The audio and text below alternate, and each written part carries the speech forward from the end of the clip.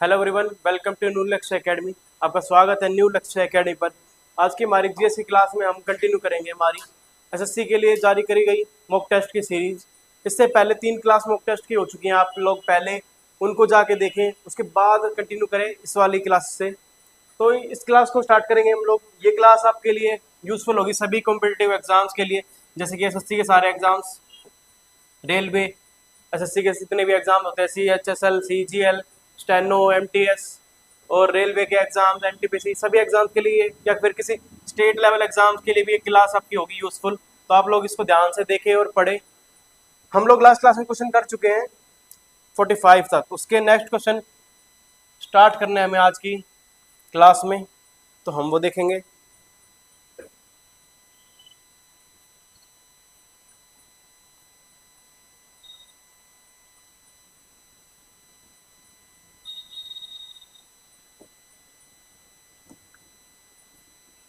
चलिए, ये आपका पहला क्वेश्चन है जो आपको अटेम्प्ट करना है।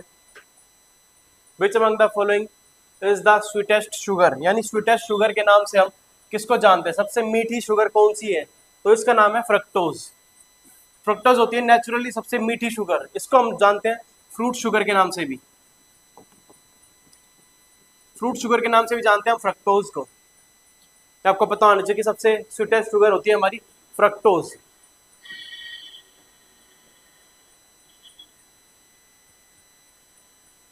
ग्लूकोज को बोलते हैं हम इंस्टेंट सोर्स ऑफ एनर्जी। अगर आपको एट अ टाइम एनर्जी की जरूरत है तो आप लोग ग्लूकोज को कंज्यूम करें। ग्लूकोज हमारे मसल्स में और लीवर में स्टोर होता है in form of glycogen.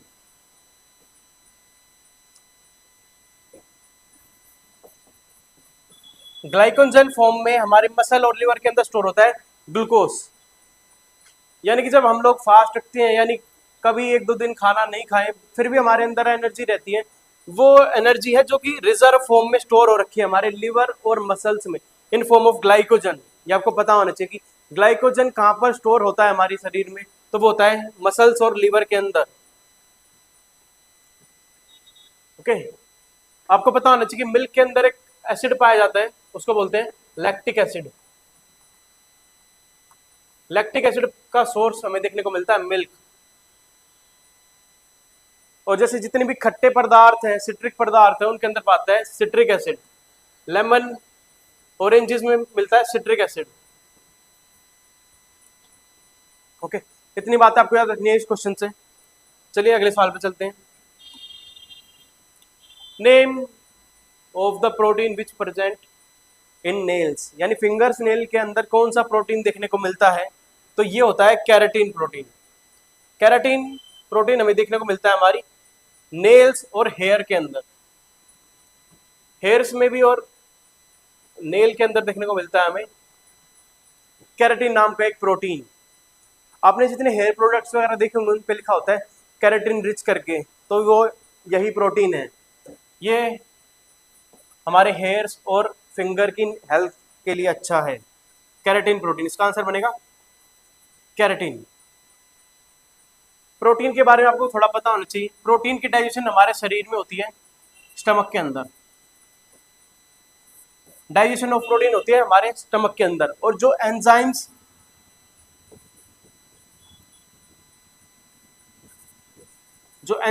Protein की डाइजेशन में हेल्प करते हैं वो होते हैं हमारे 2 प्रोटीन। एक का नाम है पेप्सिन, दूसरे का नाम है रेनिन। पेप्सिन और रेनिन हमारी हेल्प करते हैं डाइजेशन ऑफ प्रोटीन। प्रोटीन की डाइजेशन में हेल्प करते हैं पेप्सिन और रेनिन। पी से प्रोटीन और पी से आप लोग याद करोगे पेप्सिन। पेप्सिन हेल्प करता है हमारे डाइजेशन ऑफ प्रोटीन में। रेनिन ज्यादा एक्टिव होता है बच्चों के अंदर, चाइल्ड में या चिल्ड्रंस में हमें देखने को मिलता है रेनिन नाम का प्रोटीन, जो कि दूध में मिली एक प्रोटीन को डाइजेस्ट करने में हेल्प करता है। दूध के अंदर यानी मिल्क के अंदर एक प्रोटीन होता है, उसका नाम होता है कैसिनोजन। कैसिनोजन नाम का एक प्रोटीन देखने को मिलता है हमें मिल्क के अंदर, जो कि बच्चे दूध पीते हैं तो साथ साथ उनको इजीली डाइजेस्ट कर लेते हैं बाय रेनिन प्रोटीन। रेनिन की मात्रा बच्चों के अंदर ज्यादा होती है और ये दूध में मिले हुए प्रोटीन को डाइजेस्ट करने में हेल्प करता है।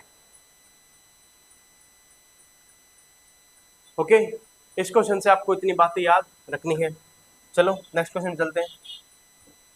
नेक्स्ट क्वेश्चन है which among the followings are tributary of Brahmaputra river, यानी ब्रह्मपुत्र रिवर की इनमें से कौन कौन सी ट्रिब्यूटरीज हैं। ट्रिब्यूटरी का मतलब होता है सहायक नदियां। ट्रिब्यूटरी का मतलब होता है सहायक नदियां, सहायक नदी। मान लो कोई एक मेन रिवर है, कोई अगर स्मॉल रिवर आके इससे जुड़ती है और इसको वाटर में इसको हेल्प कर रही है, मेन रिवर को अगर कोई छोटी रिवर वाटर में हेल्प करे, सहायता करे, तो हम उसको बोलते हैं tributaries, tributary of main river. तो ब्रह्मपुत्र मान लो मेन रिवर है, उसकी कौन कौन सी सहायक नदी हमें देखने को मिलती है, तो दिबांग भी है, कामेंग भी है और लोहित भी है। इसका आंसर बनेगा डी 1 2 3, यानी ये तीनों ही, all of these are tributaries of Brahmaputra river. Brahmaputra river के बारे में आपको पहले कुछ पता होना चाहिए। ब्रह्मपुत्र की लेंथ है, टोटल लेंथ देखने को मिलेगी ब्रह्मपुत्र रिवर की 2900 किलोमीटर। इंडिया के अंदर ब्रह्मपुत्र फ्लो करती है 900 किलोमीटर के आसपास। ब्रह्मपुत्र रिवर का ओरिजिन आपको देखने को मिलेगा चेमा युंगदुंग ग्लेशियर, तिब्बत। तिब्बत के अंदर एक ग्लेशियर है, इसका नाम है चेमा युंगदुंग ग्लेशियर। यहां से ये रिवर निकलती है ब्रह्मपुत्र।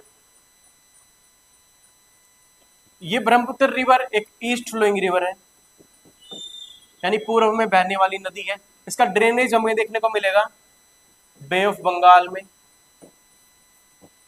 ब्रह्मपुत्र इंडिया में एंटर करने से पहले एक यू टर्न लेती है, यू टर्न ही ब्रह्मपुत्र रिवर लेती है नामचा बारवा से।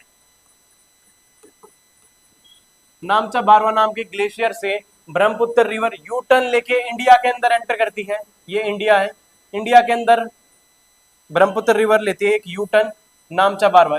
इस ग्लेशियर का नाम है नामचा बारवा, और इंडिया के अंदर एंटर करती है अरुणाचल प्रदेश में। ब्रह्मपुत्र रिवर का नाम तिब्बत में जानते हैं इसको सांगपो के नाम से, अरुणाचल प्रदेश में जानते हैं इसको, अरुणाचल प्रदेश में जानते हैं इसको दिहांग रिवर के नाम से,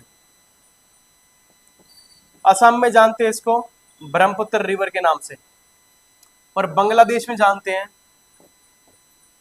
जमुना के नाम से। ब्रह्मपुत्र से आपको एक और बात याद रखनी है, ब्रह्मपुत्र रिवर असम के अंदर वर्ल्ड का सबसे बड़ा रिवराइन आइलैंड बनाती है। रिवराइन आइलैंड यानी नदियों से बना हुआ वर्ल्ड का सबसे बड़ा टापू ब्रह्मपुत्र रिवर के ऊपर बनता है, और इस टापू का नाम आप लोग याद रखोगे, इसका नाम है मजूली आइलैंड। मजूली आइलैंड, मजूली बनता है असम के अंदर। ये क्वेश्चन बहुत इंपॉर्टेंट है, हर बार पूछा जाता है कि मजूली आइलैंड कौन सी स्टेट में हमें देखने को मिलेगा, तो असम के अंदर हमें देखने को मिलता है मजूली आइलैंड, जो कि सबसे बड़ा रिवर से बना हुआ आइलैंड है। कौन सी रिवर पे है ये? ब्रह्मपुत्र रिवर पे। ब्रह्मपुत्र रिवर बाद में एंटर करती है बांग्लादेश के अंदर और जाके मिलती है हमारी गंगा रिवर से। गंगा और ब्रह्मपुत्र रिवर मिलके बनाती है वर्ल्ड का सबसे बड़ा डेल्टा, जिसका नाम है सुंदरबन डेल्टा। सुंदरबन डेल्टा सबसे बड़ा delta of the world, Ganga और ब्रह्मपुत्र मिलके बनाते हैं। ओके, आई होप इससे सारी बातें ब्रह्मपुत्र रिवर के बारे में क्लियर होंगी। ब्रह्मपुत्र की कुछ और ट्रिब्यूटरीज हम लोग देख लेते हैं, जैसे कि दिबांग, कामेंग, लोहित तो हो गया, एक दिहांग रिवर भी इसी की ट्रिब्यूटरी है, मानस, तीस्ता, सुबानसरी,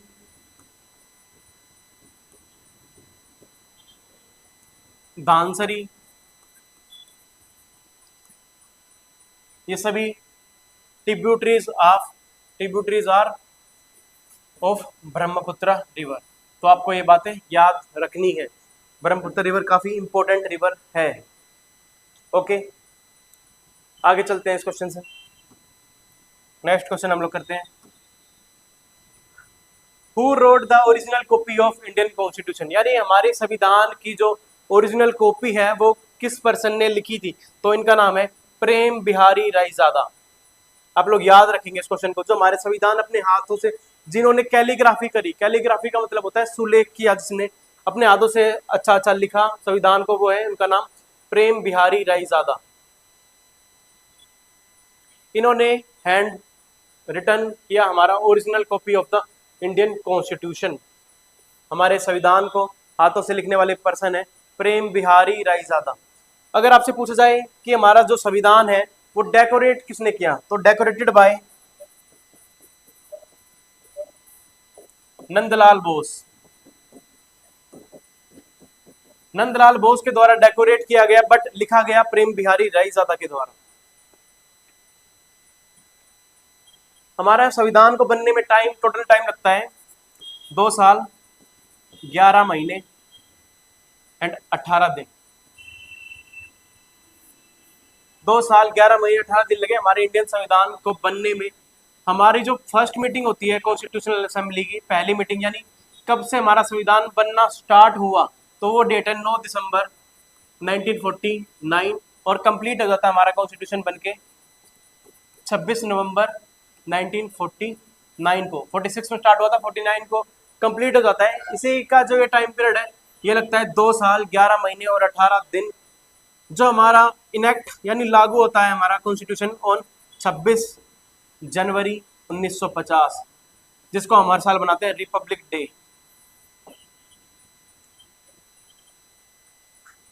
हमारा संविधान को बनाने का काम किया कॉन्स्टिट्यूशनल असेंबली ने, संवैधानिक सभा ने। कॉन्स्टिट्यूशनल असेंबली के टेम्परेरी प्रेसिडेंट थे सच्चिदानंद सिन्हा।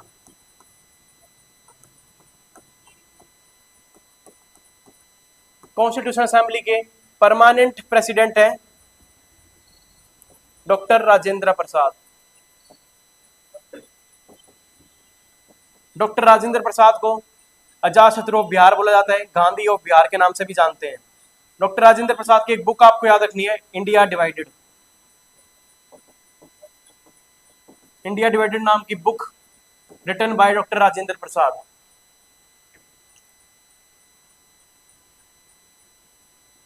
बाबा साहब यानी बी आर अम्बेडकर की बात करें तो ये है chairperson, chairman of drafting committee. Drafting committee के चेयरपर्सन है doctor B R Ambedkar. B R Ambedkar को जानते हैं फादर ऑफ इंडियन कॉन्स्टिट्यूशन के नाम से, आर्किटेक्ट ऑफ इंडियन कॉन्स्टिट्यूशन के नाम से। इस ड्राफ्टिंग कमेटी में टोटल मेंबर्स थे 7। उनके चेयरपर्सन आपको याद रखना है doctor B R Ambedkar. Okay, इस क्वेश्चन से आपको याद रखनी है इतनी सारी बातें। चलिए आगे चलते हैं। Natya Shastra is the main source of Indian classical dances was written by. Natya Shastra नाम की एक बुक है, इनके राइटर आपसे पूछे गए, जिसमें बात करी गई हमारे क्लासिकल डांसेस की, तो इसका आंसर बनेगा भरत मुनि। भरत मुनि के द्वारा एक बुक लिखी गई, इसका नाम है नाट्य शास्त्र, जो कि बताती है हमें हमारे इंडियन क्लासिकल डांसेस के बारे में। आज के टाइम पर हमारे पास टोटल 8 क्लासिकल डांसेस है। 8 क्लासिकल डांस हमारे इंडिया के अंदर कौन कौन से हैं, पहले आप वो देख लेते हैं। सबसे पहला आप लोग भरतनाट्यम, कथक, कथकली, मोहिनी अट्टम, कुचिपुड़ी,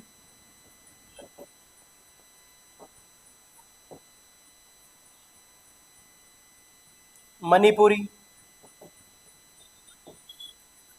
उड़ीसी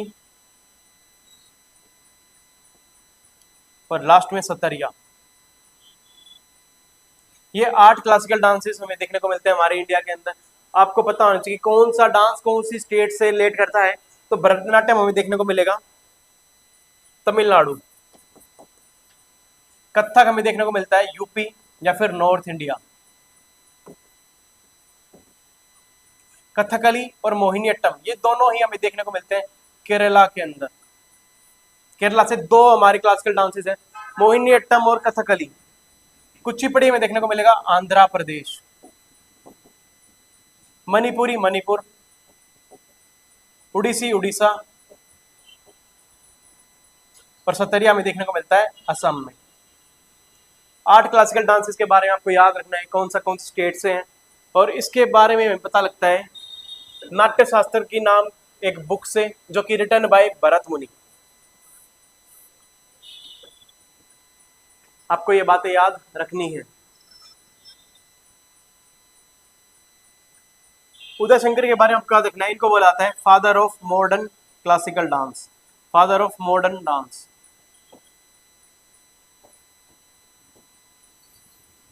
उदय शंकर को बोला जाता है।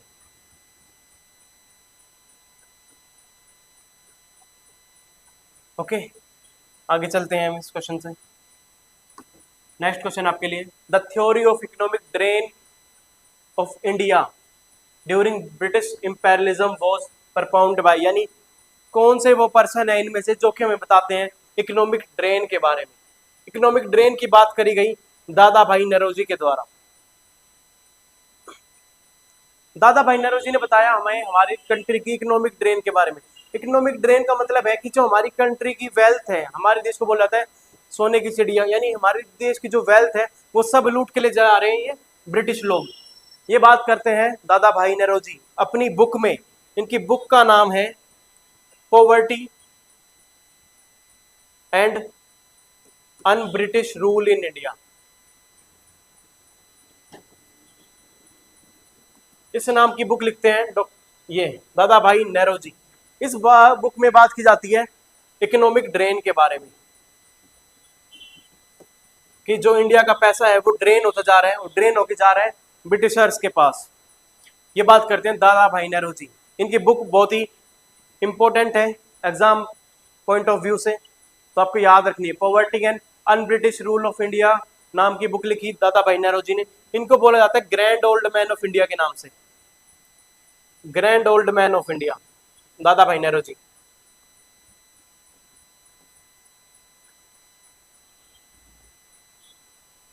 दादा भाई नौरोजी की पेपर यानी न्यूज़पेपर का नाम आपको याद रखना है। इनका एक पेपर है, इसका नाम है रस्त गफ्तार। रस्त गफ्तार नाम का पेपर लॉन्च करते हैं दादा भाई नौरोजी के द्वारा। दादा भाई नौरोजी पहले वो पर्सन है जो कि ब्रिटिश हाउस ऑफ कॉमन यानी ब्रिटिश पार्लियामेंट में इलेक्ट होके एज अ एमपी गए थे in the year 1892। Dadabhai Naoroji first Indian to be first Indian elected in British parliament. London के अंदर ये गए थे, पहले इंडियन जो किसी ब्रिटिश पार्लियामेंट में जाके बैठते हैं, और ये इलेक्ट हुए थे फिल्सबरी से। ये आपको याद रखना है।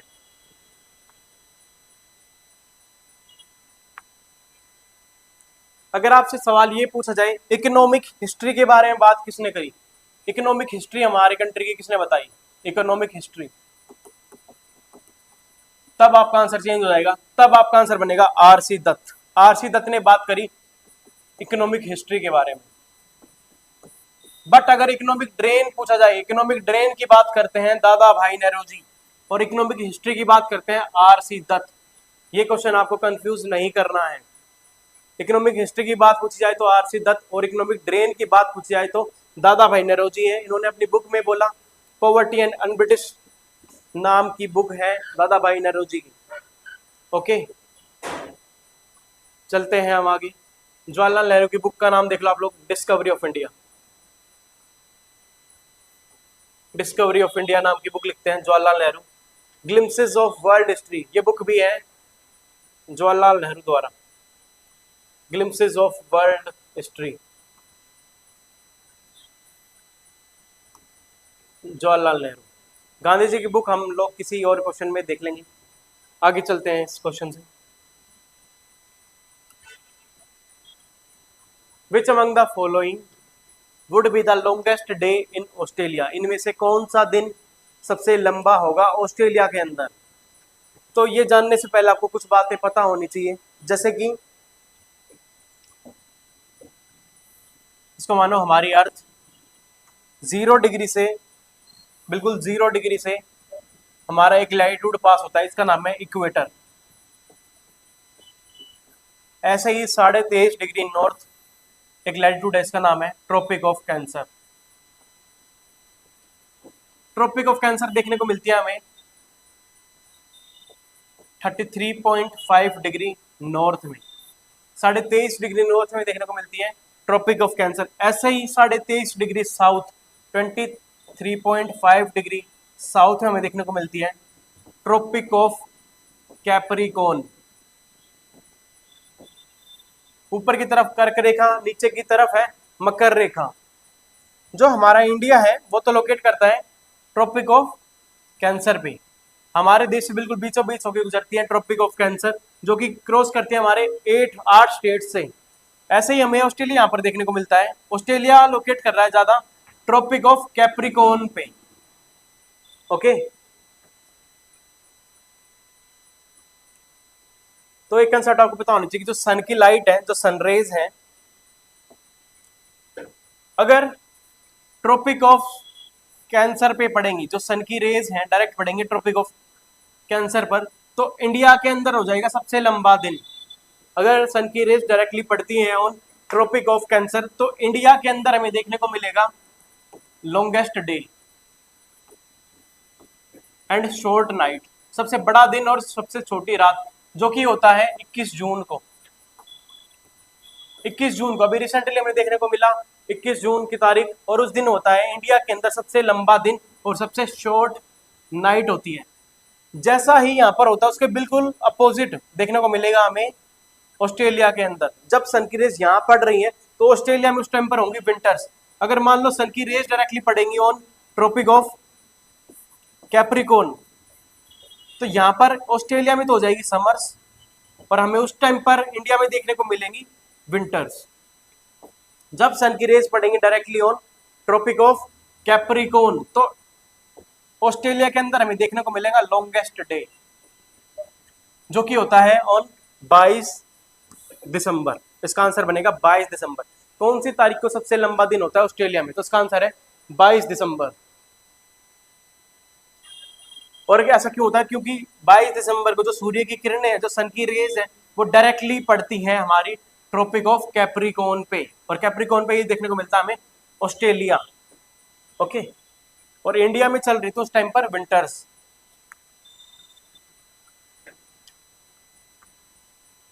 इक्कीस जून को जैसे कि हमें देखने को मिलता है इंडिया के अंदर लॉन्गेस्ट डे। यहां से आपको इक्विनोक्स भी याद रखना है। अगर सूर्य की किरणें सनरेज डायरेक्टली पड़ेंगी ऑन इक्वेटर, यानी 0 डिग्री पे, भूमध्य रेखा पे, तो हमें देखने को मिलेंगे बिल्कुल इक्वल डेज और नाइट, इक्वल डे और इक्वल नाइट। दिन और रात बिल्कुल बराबर देखने को मिलेंगे, जो कि होंगे 12-12 घंटे के, 12 आवर्स ईच। 12-12 घंटे के हमें देखने को मिलेंगे डे और नाइट फिनोमिना, बिल्कुल 12-12 घंटे बिल्कुल इक्वल हो जाएंगे। तो ये होता है 2 दिन। कौन कौन सी तारीख को? 21 मार्च, 21 मार्च और 23 सितंबर को। 21 मार्च और 23 सितंबर को हमें देखने को मिलता है इक्विनोक्स। इसको बोलते हैं हम इक्विनोक्स। इक्विनोक्स में यानी जो सूर्य की रेज है, सन की रेज है, वो डायरेक्टली ऑन इक्वेटर, भूमध्य रेखा पर 0 डिग्री पर, तो हमें देखने को मिलेगा equal day and equal night. Okay, ये आपको याद रखना है। इक्विनोक्स कब कब होता है? 21 मार्च और 23 सितंबर। चलो आगे चलते हैं इस क्वेश्चन से। नीति आयोग की बात कर रहा है ये, national institute for transforming India आयोग वॉज फॉर्म्ड ऑन, कौन सी तारीख को बनता है हमारा नीति आयोग? नीति आयोग, तो नीति आयोग का गठन यानी नीति आयोग बनता है 1 जनवरी 2015 को। 1 जनवरी 2015 को गवर्नमेंट लेके आती है नीति आयोग, और नीति आयोग रिप्लेस करता है हमारे प्लानिंग कमीशन को। प्लानिंग कमीशन ऑफ इंडिया को रिप्लेस किया जाता है नीति आयोग के द्वारा। प्लानिंग कमीशन ऑफ इंडिया काम था हमारे कंट्री में लेके आना 5 year plans. 5 year plans, 5 year plan को लेके आना का काम था प्लानिंग कमीशन ऑफ इंडिया का। But planning commission of India को शट डाउन कर दिया गया, बंद कर दिया गया, और 2015 1 तारीख को लॉन्च किया जाता है नीति आयोग बाय गवर्नमेंट। आपको पता होना चाहिए नीति आयोग एक एग्जीक्यूटिव बॉडी है। एग्जीक्यूटिव बॉडी, एग्जीक्यूटिव बॉडी का मतलब है जितनी भी पावर्स है वो सभी किसी के पास है, गवर्नमेंट के पास। अगर गवर्नमेंट अपनी मर्जी से कोई बॉडी बना रही है तो वो आती है एग्जीक्यूटिव बॉडी के अंदर।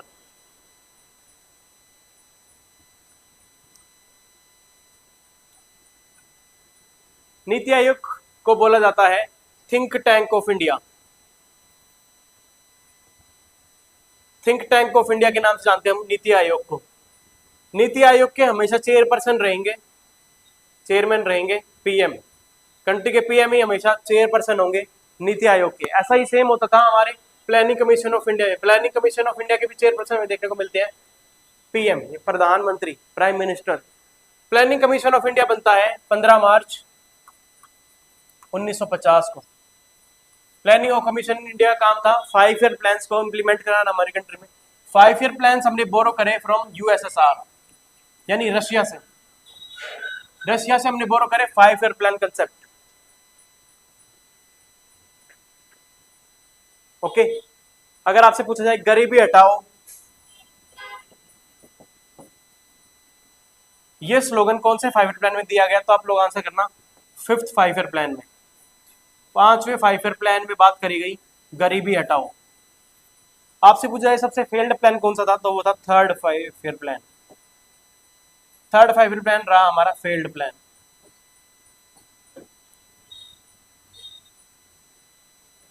ओके, इतनी बातें याद रखनी है आपको इस कंसेप्ट से।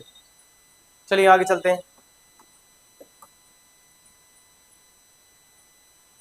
The 71st Amendment of Indian Constitution added Konkani, Manipuri and Nepali language in which schedule? कौन से स्केड्यूल बात करता है लैंग्वेजेस की, और उसमें 71st कॉन्स्टिट्यूशनल अमेंडमेंट होके 3 लैंग्वेज को ऐड किया गया, जो कि थी कोंकणी, मणिपुरी एंड नेपाली। तो स्केड्यूल है वो 8वां स्केड्यूल बात करता है हमारी ऑफिशियल लैंग्वेजेस के बारे में। ऑफिशियल लैंग्वेजेस के बारे में बात करता है हमारा 8वां स्केड्यूल। पहले के टाइम पर ओरिजिनली हमारे संविधान में थी 14 लैंग्वेजेस, और आज के टाइम पर हमारे पास देखने को मिलती है 22 ऑफिशियल लैंग्वेज, 22 ऑफिशियल भाषाएं। पहले देख लेते हैं कब कौन कौन सी ऐड होती हैं। तो सबसे पहले एक अमेंडमेंट होता है, इसका नाम है 21st कॉन्स्टिट्यूशनल अमेंडमेंट 1967। इसके द्वारा, इस अमेंडमेंट के द्वारा जो 15वीं लैंग्वेज, 14 तो पहले से हमारे संविधान में थी, जो 15th लैंग्वेज ऐड करी गई वो थी सिंधी। सिंधी लैंग्वेज को हमारे संविधान में ऐड किया गया। उसके बाद हमें देखने को मिला 71st कॉन्स्टिट्यूशनल अमेंडमेंट 1971 में।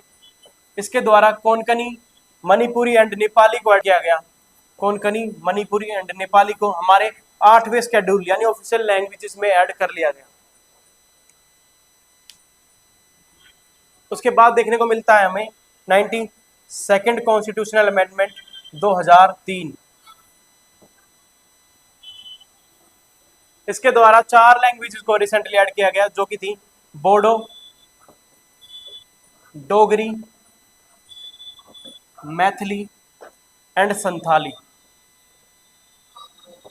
इनको ऐड किया जाता है हमारे 92nd कॉन्स्टिट्यूशनल अमेंडमेंट से। ये सारे अमेंडमेंट आपको याद रखने हैं।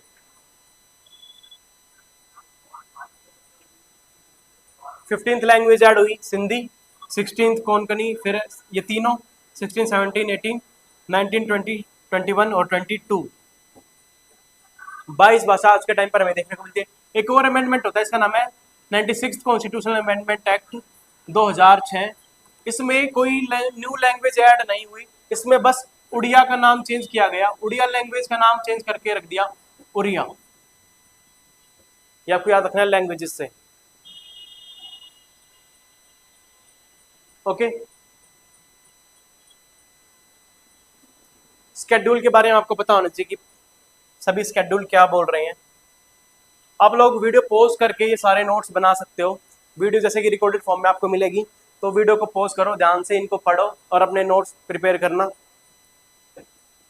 स्केड्यूल्स की बात करें तो हमारे कंट्री में पहले होते थे 8 स्केड्यूल, आज के टाइम पर हमें देखने को मिलते हैं 12 स्केड्यूल। तो सभी के बारे में देखते हैं। फर्स्ट शेड्यूल बात करता है यूनियन एंड स्टेट्स की, और उनकी टेरिटरी की। सेकंड शेड्यूल बात करता है सैलरी एंड अलाउंस।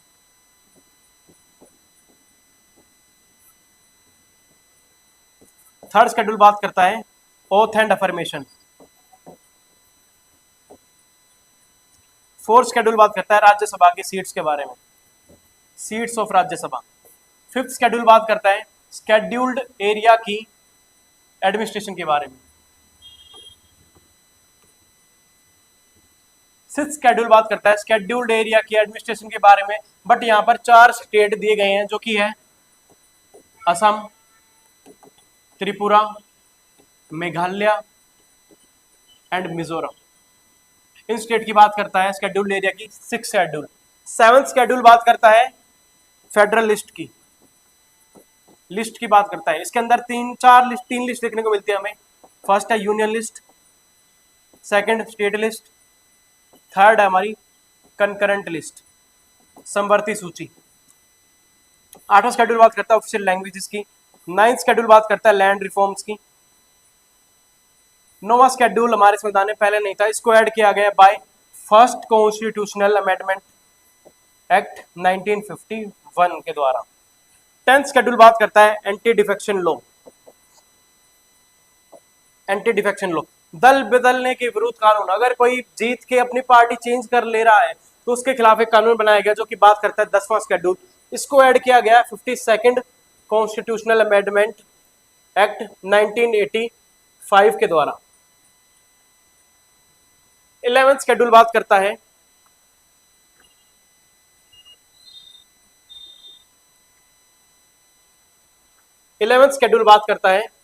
पंचायत की। 11th शेड्यूल को ऐड करा गया 73rd कॉन्स्टिट्यूशनल अमेंडमेंट 1992। इंप्लीमेंट होता है अगले साल 1993 में। 11th शेड्यूल से ऐड किया गया हमारा part number 9 of the constitution.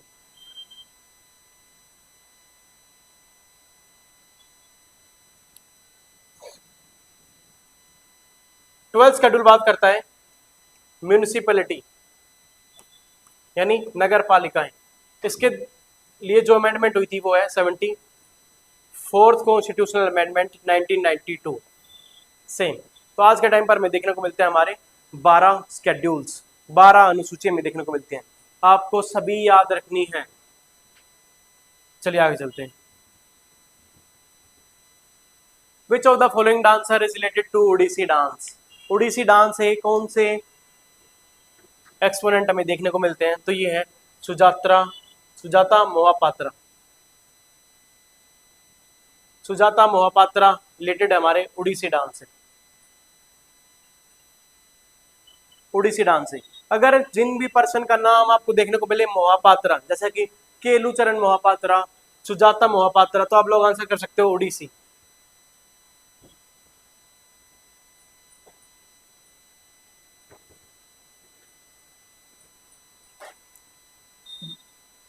जिन भी पर्सन का आपको सरनेम रेड्डी देखने को मिले, रेड्डी, तो आप लोग डांस आंसर कर सकते हो कुचिपुड़ी।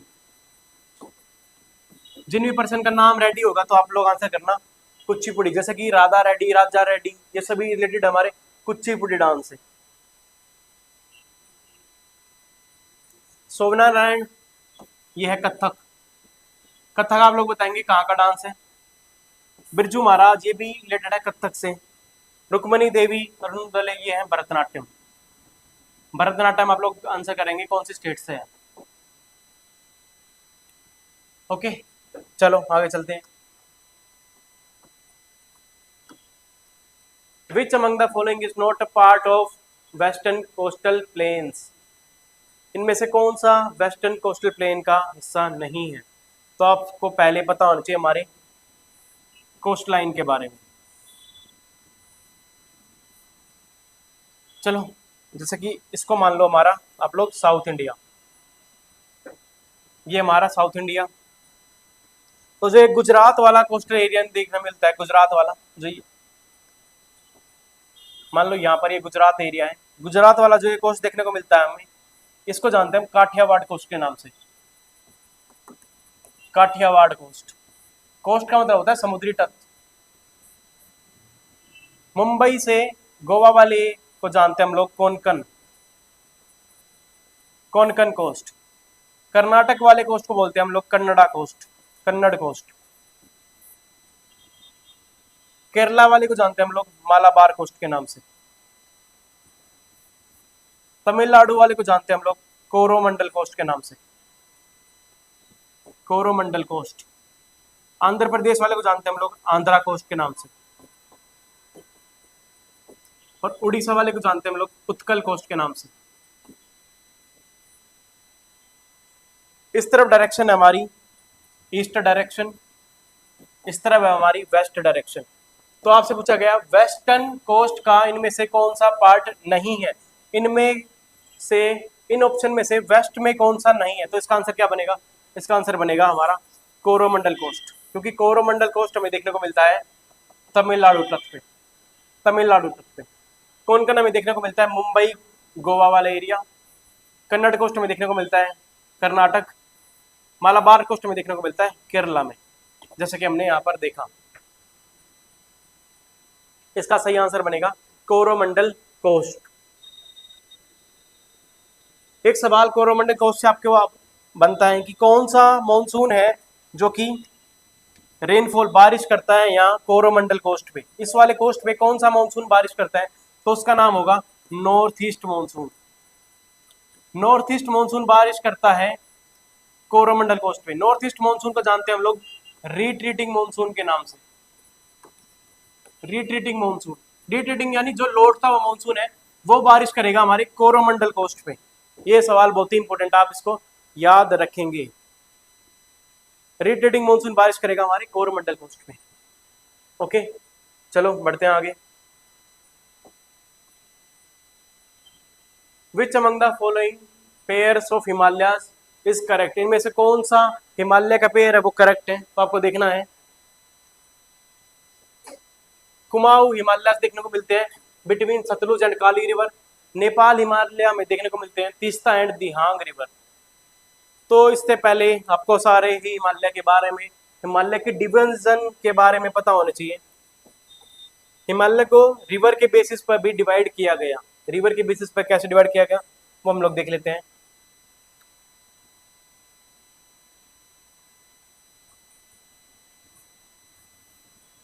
मान लो ये हमारा है नॉर्थ इंडिया, जो हिमालय में देखने को मिलते हैं वो ऐसे फैले हुए हैं। ओके, अब रिवर्स जो की है, रिवर्स देखना लोग, ये हमारे हिमालय। रिवर्स को मैं दिखाता हूं रेड कलर से। ये ऊपर की तरफ रिवर है, इसका नाम है इंडस रिवर। यहाँ पर एक रिवर देखने को मिलेगी, यह सतलुज रिवर। नेपाल से यहाँ पर एक रिवर देखने को मिलेगी, है काली रिवर। सिक्किम से यहाँ पर एक रिवर देखने को मिलेगी, इसका नाम है तीस्ता रिवर। और यहाँ पर यूटर्न मार के जो दिहांग रिवर, जिसका नाम है ब्रह्मपुत्र रिवर। आपसे पूछा गया कौन कौन सी हिमालय इनके बीच में देखने को मिलेंगे, तो इंडस और सतलुज के बीच में हमें देखने को मिलते हैं पंजाब हिमालय। पंजाब हिमालय, पंजाब हिमालय में देखने को मिलते हैं इंडस और सतलुज के बीच में। सतलुज और काली के बीच में देखने को मिलते हैं हमें कुमाऊं हिमालय। काली और तीस्ता के बीच में देखने को मिलता है हमें नेपाल हिमालय। तीस्ता और दिहांग के बीच में देखने को मिलता है हमें असम हिमालय। तो अब आप लोग क्वेश्चन कर सकते हो, कुमाऊं हिमालय देखने को मिलते हैं सतलुज और काली के बीच में, तो ये बात बिल्कुल सही है, फर्स्ट ऑप्शन बिल्कुल ठीक होगा। सेकंड बात कर रहे हैं नेपाल हिमालय देखने को मिलते हैं तीस्ता और दिहांग के बीच में। तीस्ता रिवर यहाँ पर है और दिहांग रिवर जो कि ब्रह्मपुत्र रिवर है उसके बीच में है असम, ना कि नेपाल। तो ये सेकंड ऑप्शन हो जाएगा आपका गलत। आंसर बनेगा इसका 4, only 1 is the right answer. ये सारी बातें आपको याद रखनी है।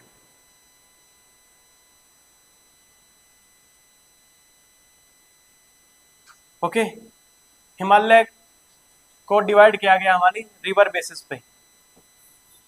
इससे क्वेश्चन आपके एग्जाम में बनता ही है। चलो आगे चलते हैं।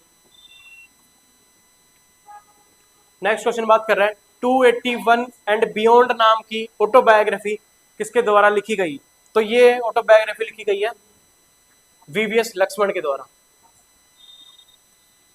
वीवीएस लक्ष्मण के द्वारा लिखी गई है 281 एंड बियॉन्ड नाम की ऑटोबायोग्राफी। ऑटोबायोग्राफी क्वेश्चन एग्जाम में बार बार रिपीट हो रहे हैं, तो आपको याद रखने हैं सारे क्वेश्चन।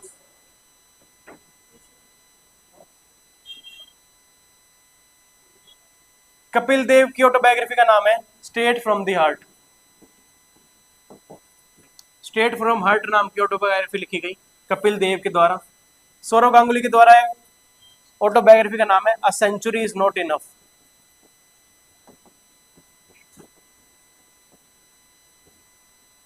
सचिन तेंदुलकर की बायोग्राफी का नाम है प्लेइंग इट माई वे।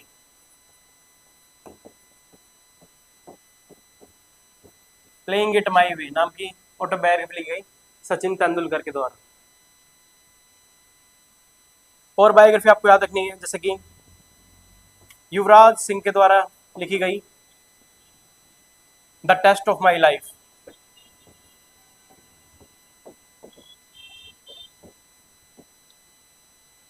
एक बायोग्राफी इसका नाम है सनी डेज। सनी डेज के राइटर है जिन्होंने ऑटोबायोग्राफी लिखी है सुनील गावस्कर।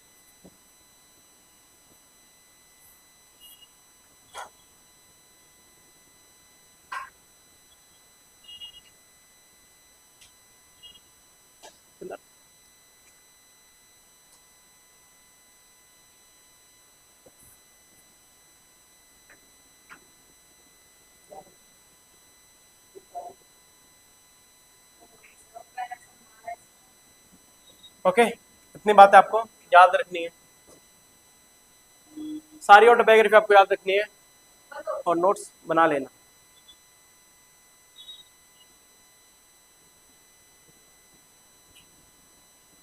चलिए आगे चलते हैं नेक्स्ट क्वेश्चन पे। The poet saint Kabir Das was born in, यानी जो फेमस सेंट है कबीर दास, इनका जन्म कौन सी जगह पर हुआ है? तो इनका जन्म होता है काशी में। काशी में इनका जन्म होता है, लेट 15th सेंचुरी में, काशी।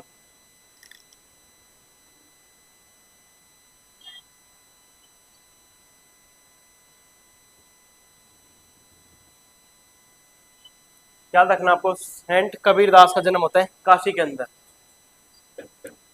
चलो आगे देखते हैं। Which among the following words are not originally mentioned in preamble? Preamble के अंदर कौन सा वर्ड जो है ओरिजिनली मेंशन नहीं था? ओरिजिनली ये वर्ड आपको याद रखना है। ओरिजिनली वर्ड का मतलब होता है जब हमारा कॉन्स्टिट्यूशन लागू होता है, जब हमारा संविधान इनेक्ट होता है। हमारा संविधान लागू होता है ऑन तारीख 26 जनवरी 1950 को।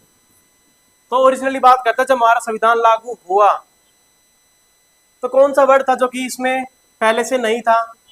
तो इसका सही आंसर बनेगा सोशलिस्ट, बी। इसका आंसर सोशलिस्ट क्यों बनेगा ये हम लोग देखते हैं। प्रियम्बल अगर आपसे पूछा है क्या प्रियम्बल में अमेंडमेंट हुआ है अभी तक, प्रियम्बल हमारे देश का संविधान का हिस्सा है या नहीं, तो प्रियम्बल में अभी तक सिर्फ one time, only one time amendment हुआ है। सिर्फ एक बार अमेंडमेंट हुई है, जो कि थी हमारी 42nd कॉन्स्टिट्यूशनल अमेंडमेंट एक्ट 1976। इस अमेंडमेंट के थ्रू 3 वर्ड हमारे संविधान में ऐड करे गए, जो कि थे socialist, secular and integrity. Socialist, secular और इंटीग्रिटी, ये 3 वर्ड हमारे संविधान में ऐड करे जाते हैं bye 42nd constitutional amendment act. तो ये हमारे संविधान का सोशलिस्ट ओरिजिनल हिस्सा नहीं था, इसको बाद में ऐड किया गया बाय 42nd कॉन्स्टिट्यूशनल अमेंडमेंट से। ये आपको बात याद रखनी है, ये तीनों ही वर्ड बहुत इंपॉर्टेंट है, एग्जाम में आते हैं बार बार। Socialist, secular and integrity. Preamble के बारे में बात करें तो प्रियम्बल को बोला जाता है प्रीफेस ऑफ इंडियन कॉन्स्टिट्यूशन, प्रस्तावना जिसको बोलते हैं हम लोग, preface of Indian constitution. Preamble borrow करा गया फ्रॉम यूएसए के संविधान से, यूएसए से बोरो करा हमने प्रियम्बल। अगर आपसे प्रियम्बल की लैंग्वेज पूछे तो आप लैंग्वेज के लिए आंसर करना ऑस्ट्रेलिया। प्रियम्बल की लैंग्वेज ली गई है ऑस्ट्रेलिया के संविधान से। प्रियम्बल को बोला गया soul of Indian constitution. Preamble को सोल बोला गया ठाकुरदास भार्गव द्वारा। ठाकुरदास भार्गव के द्वारा बोला गया soul of Indian constitution. ID card बोला गया प्रियम्बल को बाय एन ए पालकी वाला, एन ए पालकी वाला। और होरोस्कोप बोला हमारे संविधान को, यानी हमारे प्रियम्बल को होरोस्कोप बोला भाई के एम मुंशी। के एम मुंशी के द्वारा बोला जाता है होरोस्कोप। प्रियम्बल से इतनी सारी बातें आपको याद रखनी है। ओके, आज की क्लास में हम लोग मॉक टेस्ट को इतना ही रखते हैं। नेक्स्ट क्लास में हम देखेंगे इससे आगे की मॉक टेस्ट की सीरीज। ये सीरीज आपकी कंटिन्यू रहेगी, तो आप लोग जुड़े रहें न्यू लक्ष्य एकेडमी के साथ। लाइक कर लें, इस चैनल को सब्सक्राइब करें। जितनी भी मॉक टेस्ट की सीरीज है आगे हम कंटिन्यू रखेंगे। ये यूजफुल हो गया आपके आने वाले CGL एग्जाम को टारगेट करते हुए, और जितने भी एग्जाम होंगे जैसे कि MTS CHSL मेंस आएगा, अभी CPU मेंस होगा, तो सभी के लिए ये क्लास आपकी रहेगी यूजफुल। तो चलिए मिलेंगे नेक्स्ट क्लास में। धन्यवाद।